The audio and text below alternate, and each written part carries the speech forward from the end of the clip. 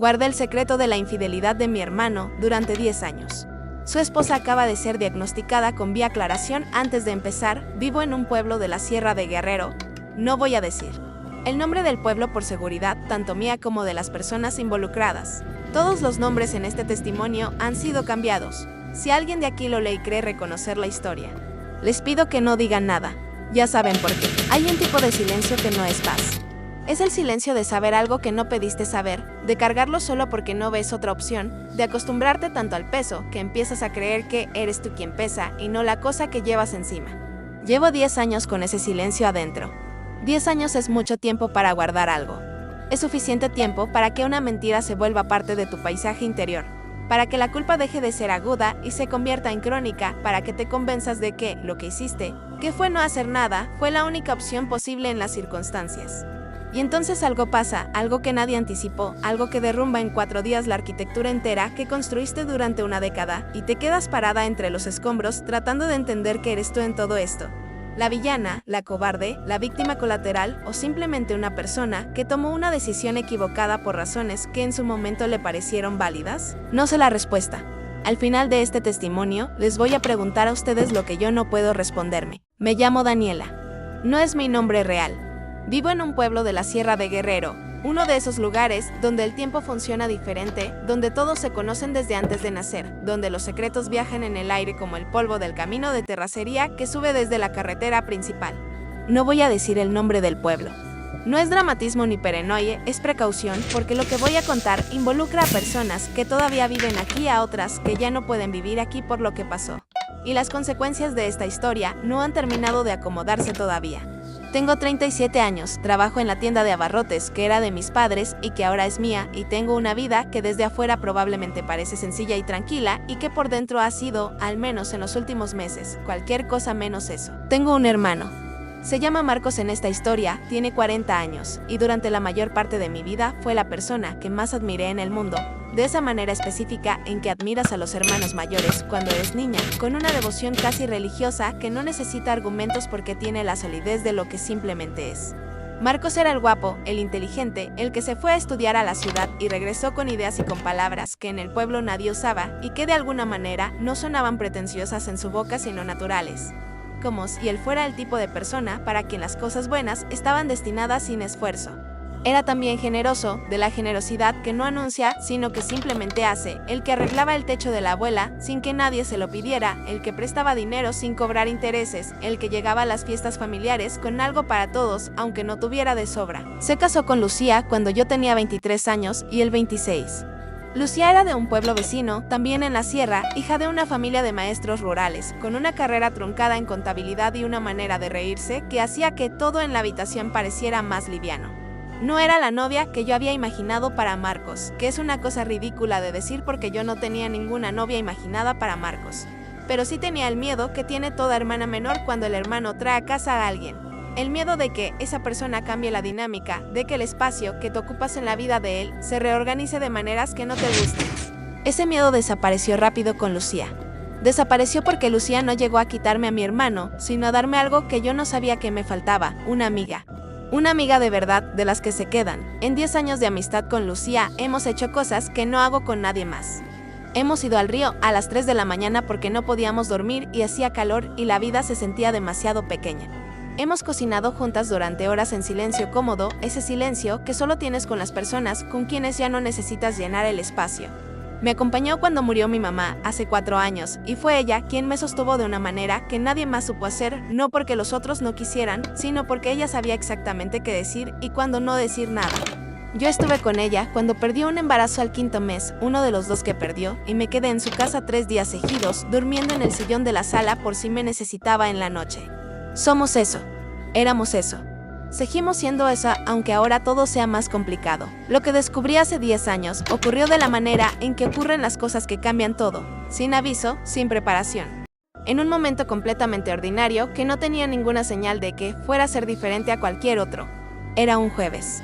Había ido a la casa de Marcos y Lucía a llevar unas cosas que mi mamá mandaba, comida preparada y unas plantas que Lucía había pedido. Marcos no estaba, o eso creía yo, su camioneta no estaba estacionada afuera.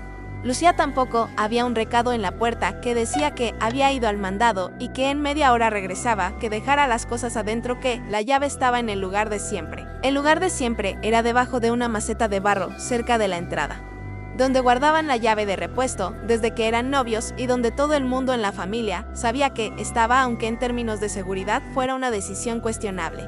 Entré, dejé las cosas en la cocina y estaba a punto de salir cuando escuché algo desde el cuarto. Un sonido.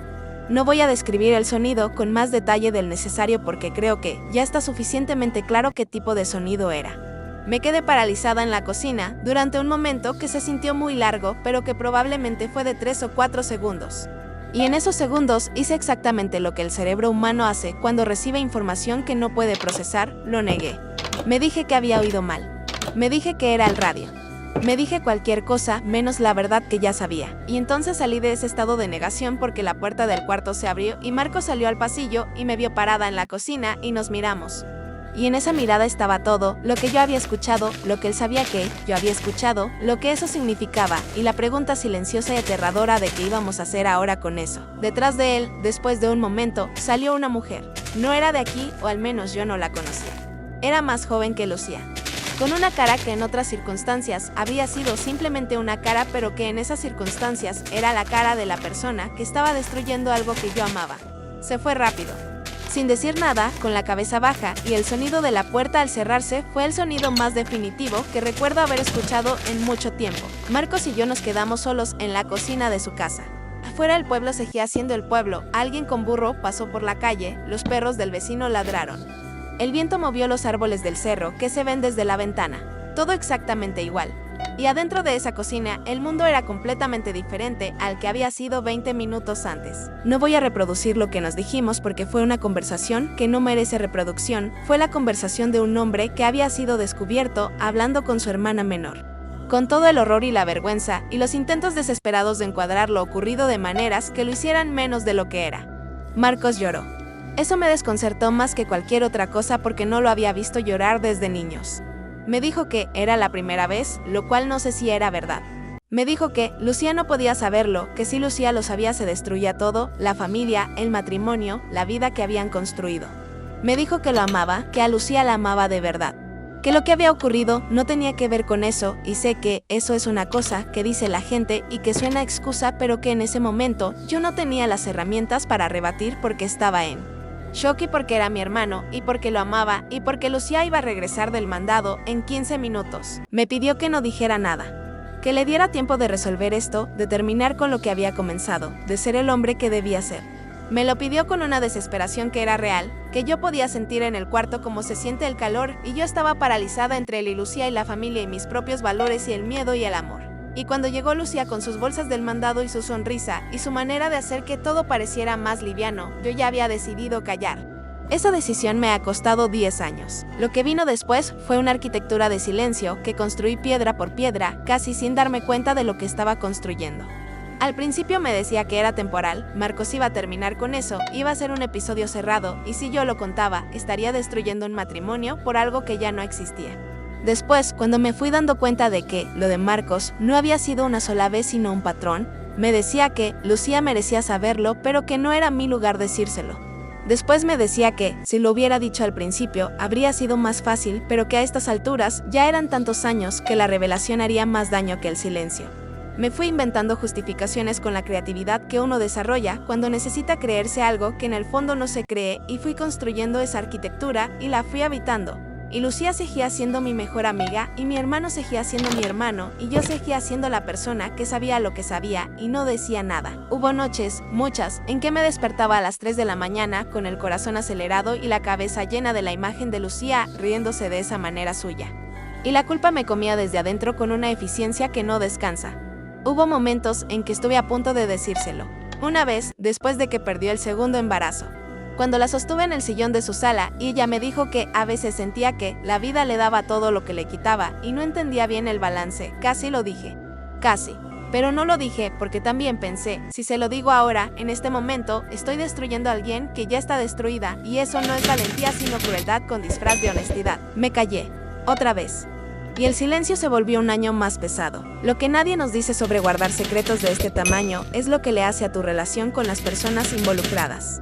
Con Marcos desarrollé una dinámica que no había existido antes, una incomodidad de fondo, una distancia que ninguno de los dos nombraba, pero que los dos sentíamos como una grieta en una pared que no crece pero tampoco desaparece.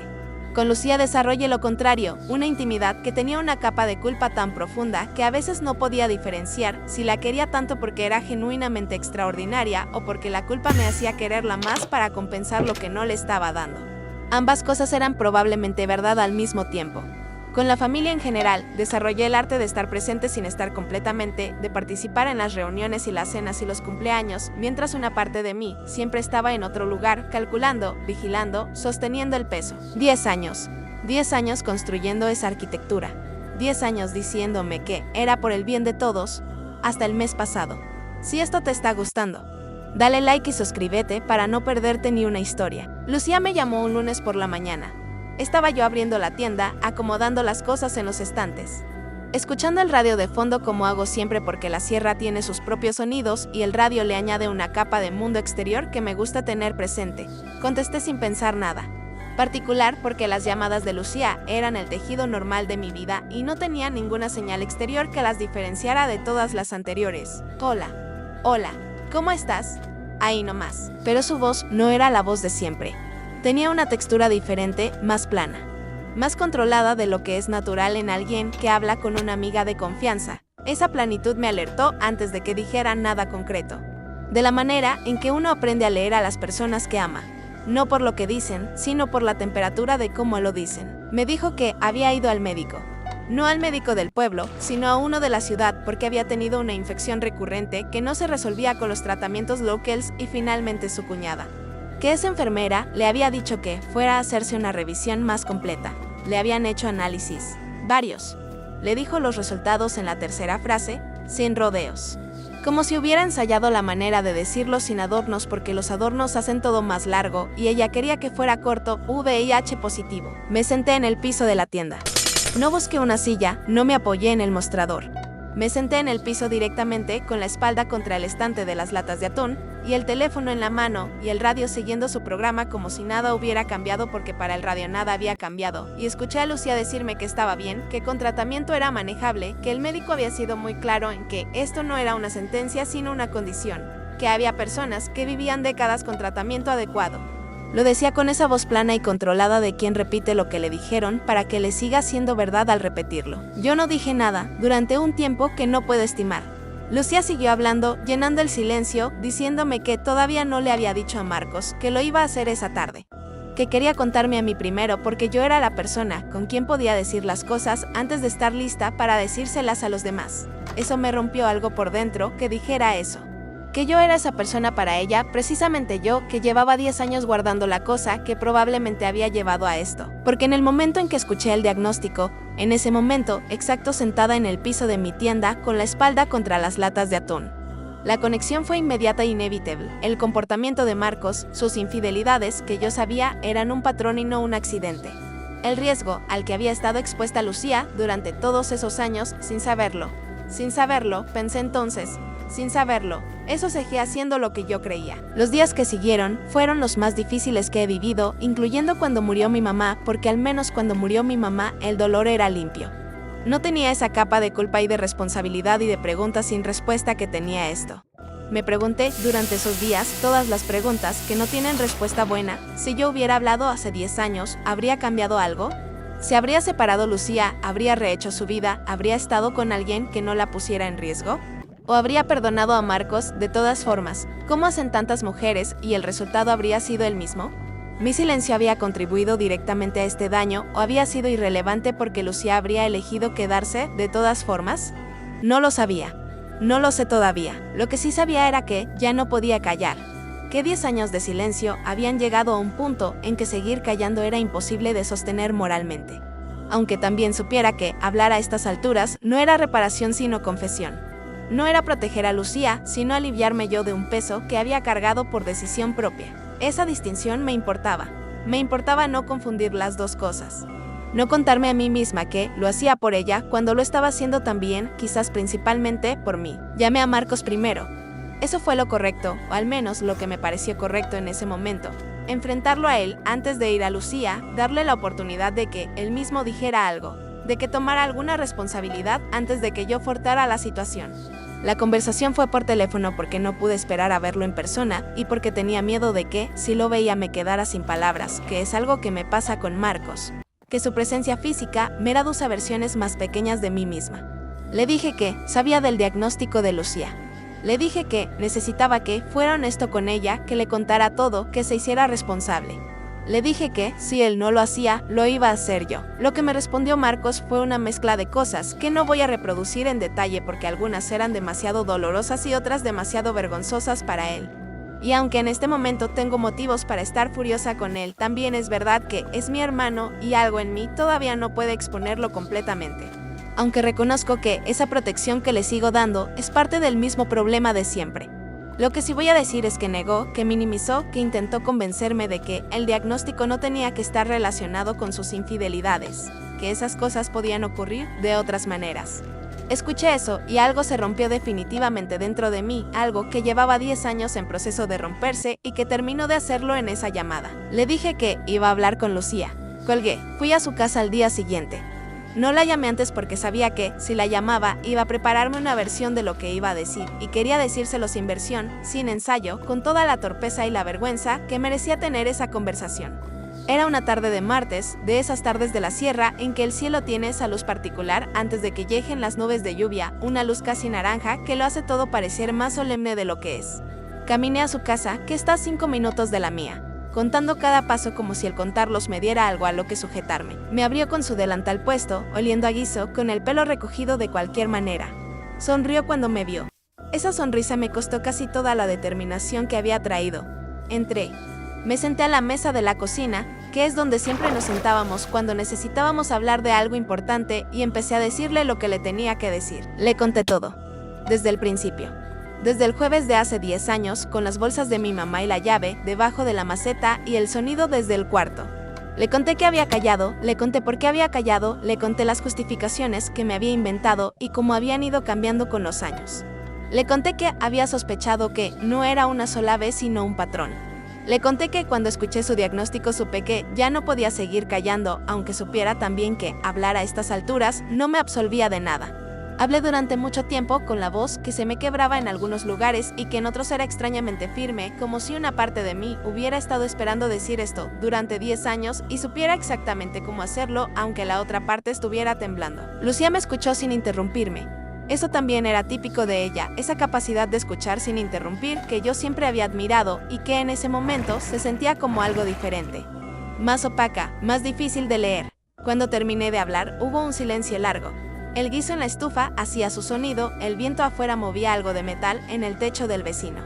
Un perro ladró lejos, el pueblo siguiendo siendo el pueblo. Y entonces Lucía dijo algo que no esperaba. Dijo, ya lo sabía, 3 palabras. Las dijo con una calma que no era frialdad, sino algo más profundo que la frialdad, algo que viene del otro lado del dolor, cuando el dolor ha durado tanto que ya no se parece al dolor agudo, sino algo estructural, a algo que se volvió parte de la arquitectura de la persona. Las dijo mirando la mesa, con las manos sobre el delantal, y cuando levantó la vista hacia mí, vi algo en sus ojos que no supe nombrar entonces, y que sigo sin poder nombrar con precisión. No era rabia, no era tristeza exactamente, era algo más parecido al cansancio de haber tenido razón durante mucho tiempo sobre algo que preferirías no tener razón. No lo sabía desde hace 10 años, me aclaró. Lo había descubierto hace aproximadamente 6. Una de esas maneras en que las mujeres descubren estas cosas, una inconsistencia pequeña. Un mensaje visto por accidente. Una conversación que no cuadraba. No me dio los detalles y yo no se los pedí porque no eran los detalles lo que importaba sino lo que vino después, que lo había sabido y que había elegido quedarse. Me explicó porque con esa voz plana y controlada que ya era la voz de esa tarde, la voz de alguien que ha pensado una cosa tantas veces que ya la puede decir sin que le cueste. Aunque no sea verdad que no le cueste sino solo que ha aprendido a no mostrar el costo. Me dijo que había pensado en irse, en mí. Dijo que había pensado en mí. Dijo que no quería que yo tuviera que elegir entre mi hermano y ella. Que eso me lo había querido ahorrar. Que si ella se iba y la razón era lo que Marcos sabía. Hecho, yo iba a quedar en el medio de algo que no era mi culpa y que no merecía cargar. Y entonces, mientras decía eso, algo en su cara cambió levemente, un movimiento pequeño alrededor de los ojos. Y dijo, aunque resulta que ya lo estabas cargando de todas formas desde antes que yo. Eso me llegó a un lugar que no tengo nombre para describir. La ironía de que los dos, ella y yo, hubiéramos estado protegiéndola a ella sin decirle nada, sin coordinarlo, por razones paralelas y desconectadas, mientras ella llevaba años sabiendo lo que supuestamente estábamos protegiéndola de saber. Que el sacrificio de ambas había sido en vano en términos de información, porque la información había llegado de todas formas, por otro camino. Que lo único que había logrado mi silencio era dejarla sola con lo que sabía durante 6 años, sin que yo pudiera estar ahí de la manera real en que podría haber estado si hubiera sabido que ella sabía. Le pregunté, con una voz que ya no era capaz de controlar del todo, si se arrepentía de haber quedado. Sí, mirando hacia atrás.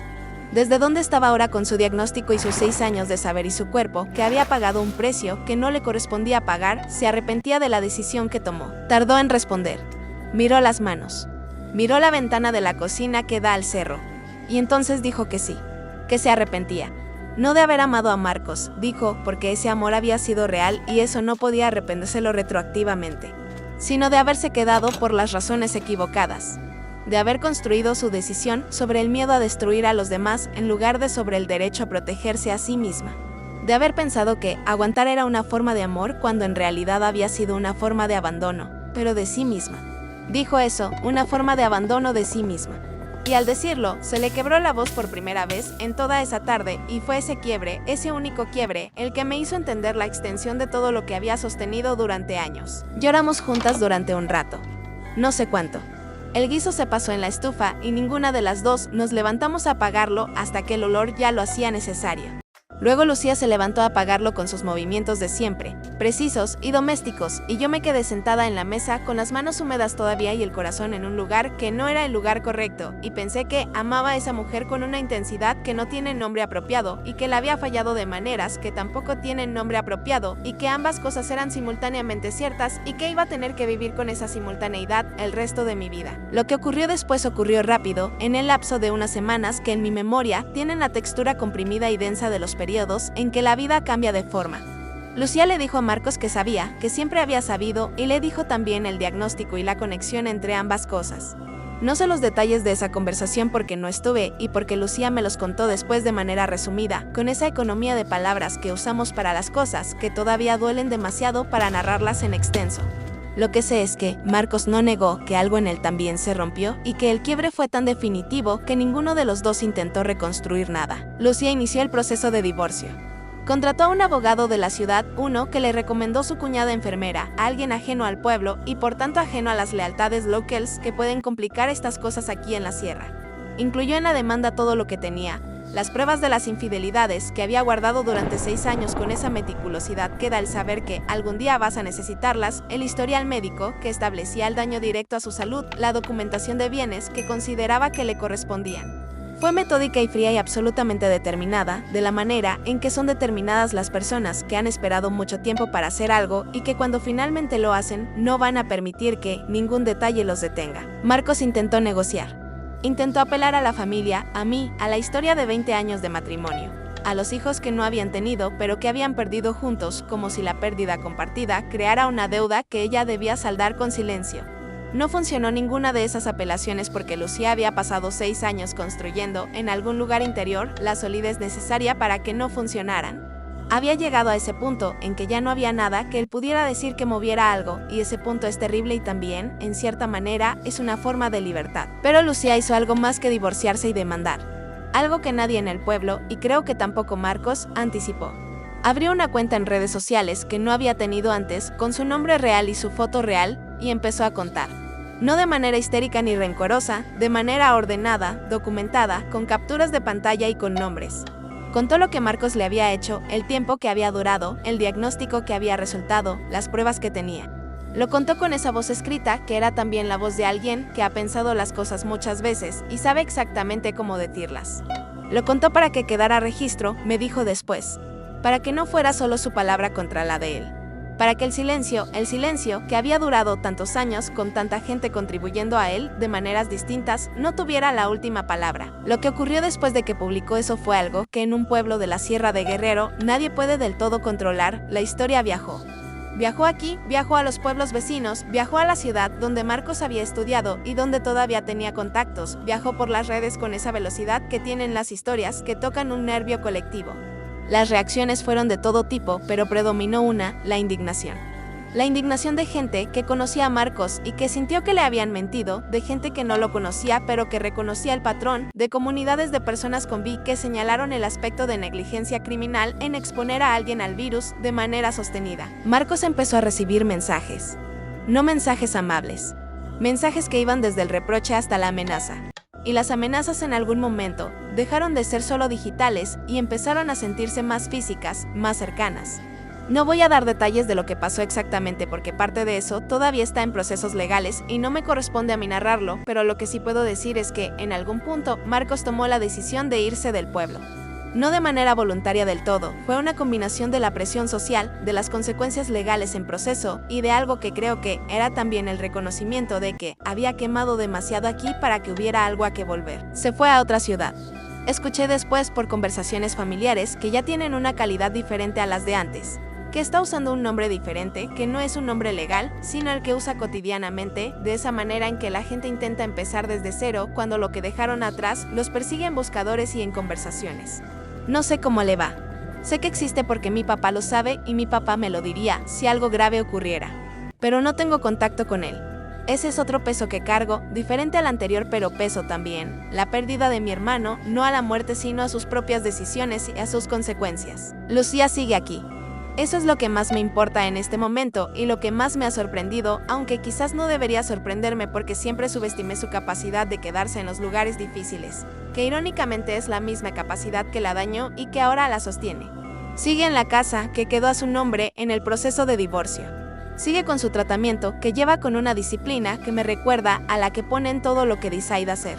Sigue siendo mi amiga, aunque esa amistad ha tenido que rehacerse sobre nuevas bases, más honestas y más complicadas que antes, sin la capa de mi silencio entre nosotras, pero con la conciencia de que ese silencio existió y duró 10 años y dejó marcas que en ninguna de las dos finge que no están ahí. Hemos hablado mucho, más de lo que habíamos hablado en todos los años anteriores juntos, o de manera diferente, con una honestidad que antes no era posible porque yo estaba siempre en parte en otro lugar, siempre sosteniendo el secreto.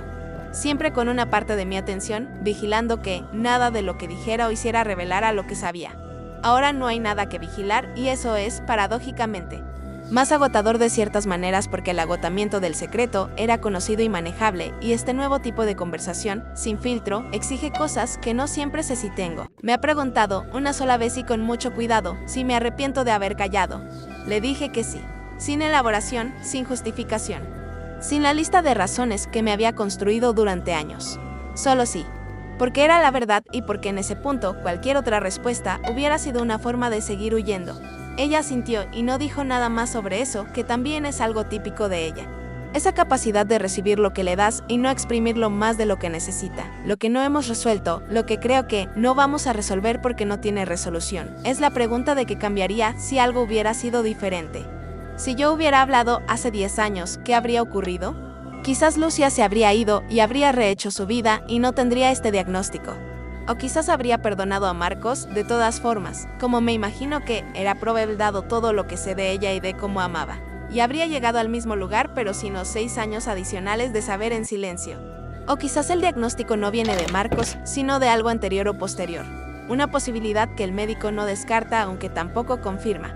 El contrafactual no tiene respuesta y aprender a vivir sin esa respuesta es parte del trabajo de estos meses. Mi relación con mi familia ha cambiado de manera que todavía estoy procesando. Mis papás, o mejor dicho mi papá, que es el que queda, sabe lo esencial, que Marcos hizo algo que dañó a Lucía gravemente, que hay consecuencias legales en curso, que Marcos se fue. No sabe mi parte en la historia porque no se la he contado, y todavía no sé si voy a contársela porque es viejo, y está solo, y no sé qué le haría saber que su hija guardó un secreto así durante 10 años.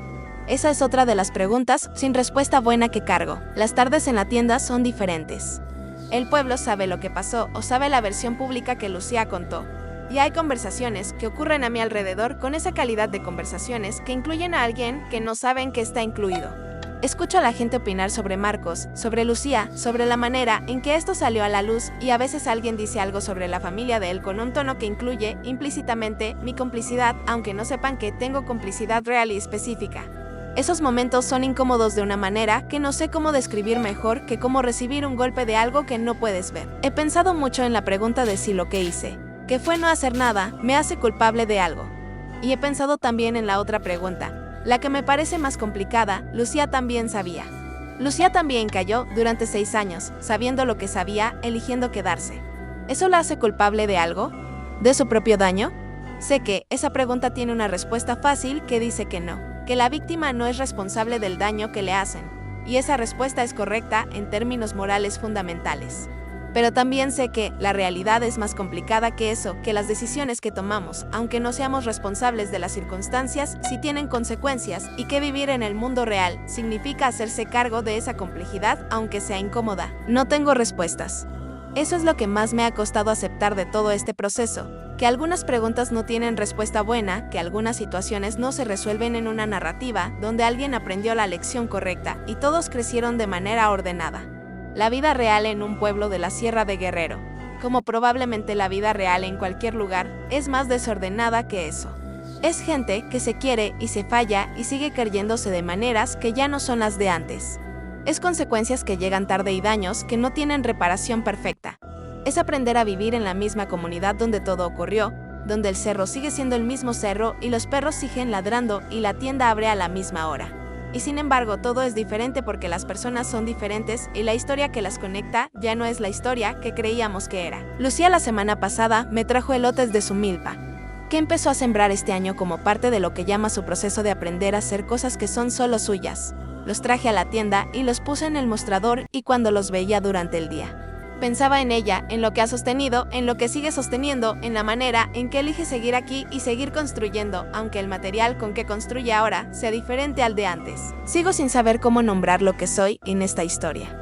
Creo que soy varias cosas a la vez, una persona que falló a alguien que amaba, una persona que lo hizo desde un lugar de amor, aunque ese amor no haya justificado la decisión, una persona que carga las consecuencias de esa decisión, de manera que no tiene final visible. Y también soy la persona que está aquí todavía, que abre la tienda todos los días, que habla con Lucía con una honestidad que antes no era posible, que se hace las preguntas difíciles, aunque no tenga respuestas para ellas. Así que se las dejo a ustedes, ¿qué es lo que hacemos cuando no podemos responder algo solos? 2 preguntas que para mí no son retóricas sino genuinas, porque me las he hecho 1000 veces y las respuestas que me doy no me convencen del todo. La primera, ¿soy culpable? No en el sentido legal, sino en el sentido humano. Guardé un secreto que protegió a mi hermano a expensas de mi cuñada. Lo hice por razones que en su momento me parecieron válidas. El daño que ella sufrió no es directamente mi responsabilidad, pero mi silencio fue parte del entorno que permitió que ocurriera. Eso me hace culpable, cómplice, simplemente cobarde. O una persona que tomó una decisión equivocada en una situación que no tenía opciones buenas. La segunda, y esta es la más difícil para mí, Lucía sabía desde hace 6 años y eligió quedarse. Eligió quedarse por razones que tenían que ver con el miedo, con la familia, con no querer destruir cosas que amaba. Y al quedarse, siguió exponiéndose a un riesgo que resultó en un daño real a su salud. ¿Eso la hace, en algún sentido, responsable de parte de su propio daño? ¿O la pregunta misma está mal planteada? ¿Puede alguien ser al mismo tiempo víctima de algo y partícipe involuntario de las condiciones que lo hicieron posible? No les pido que me absuelvan ni que me condenen. Les pido que piensen en ello, porque yo llevo meses pensándolo y lo único que he concluido es que las historias reales, las que ocurren en lugares reales, entre personas reales que se quieren, de maneras reales y complicadas, no caben en las categorías limpias de culpable e inocente, de víctima y victimario, de buena decisión y mala decisión. Caben en algo más parecido a lo que es la Sierra de Guerrero vista desde lejos. Una cosa compleja y difícil y llena de capas y de caminos que no siempre llevan a donde crees que llevan, pero que también tiene lotes en noviembre y viento en los árboles y personas que se levantan todos los días y siguen. Eso es todo lo que tengo por ahora. Gracias por leer. Si esta historia te sorprendió, dale like, suscríbete y comenta qué te pareció. Compártelo con tus amigos, porque el chisme no se guarda, se comparte.